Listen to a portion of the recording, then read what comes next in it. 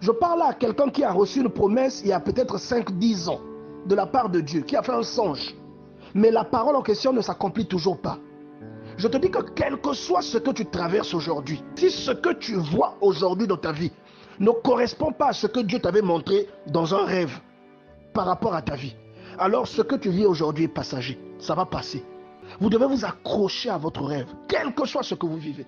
Et ici, Dieu est en train de nous expliquer que sa parole, une fois qu'elle a été prononcée, quel que soit ce que tu vis, quel que soit ce que tu traverses.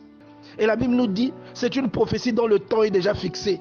Si elle tarde, attends-la. Donc ça veut dire quoi? Ça veut dire que toi, tu ne connais pas le temps, mais le temps est fixé par Dieu. Si selon toi, la prophétie la tire en longueur, attends, la prophétie, elle arrivera. Parce que Dieu avait déjà marqué un trait en disant que la prophétie, là, elle s'accomplira à telle date. Si ce que tu vis aujourd'hui, bien-aimé dans le Seigneur, ne correspond pas à ce que Dieu t'a montré ou à ce que Dieu t'a dit dans une prophétie, ça ne veut pas dire que Dieu t'avait menti. Ça veut seulement dire que l'heure n'est pas encore arrivée pour Dieu d'amener cela à accomplissement.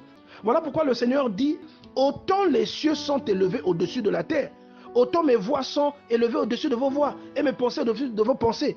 De fois, vous imaginez que Dieu, cette année, va faire ceci, va faire cela pour vous.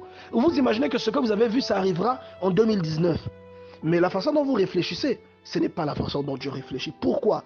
Parce que vous ne voyez pas plus loin que le bout de votre nez. Mais Dieu, il est en dehors du temps. Il voit des choses que vous ne voyez pas. Et il sait le pourquoi de chaque chose. Souvenez-vous que la Bible dit que Dieu a fait toutes choses, même le méchant pour le jour du malheur. Vous voyez? Donc toute chose a une utilité.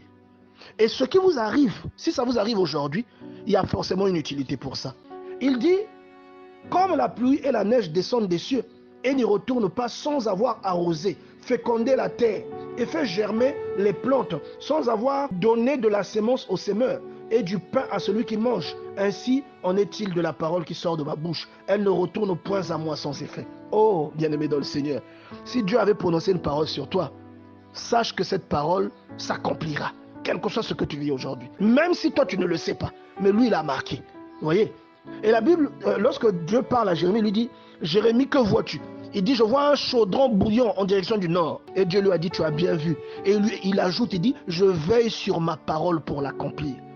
Donc lorsque Dieu a prononcé une parole sur toi, quel que soit ce que tu vis, cette parole s'accomplira. Il y a quelque chose que vous devez comprendre, non? À partir du moment où quelqu'un reçoit une promesse de Dieu, cette personne, à partir du moment où Dieu le sélectionne, la personne là va passer par des épreuves. La personne en question sera toujours sujette à des épreuves et à des situations difficiles. Et vous allez trouver bizarre que votre voisin ou un membre de votre famille qui ne craint pas Dieu, qui ne respecte pas Dieu, qui ne suit pas les mêmes choses que vous, qui n'obéit pas à Dieu, il est toujours en paix. Ses enfants ne sont jamais malades. Et il n'a jamais de problème de travail. Il n'a jamais de problème qui dure longtemps jusqu'à impacter sa foi.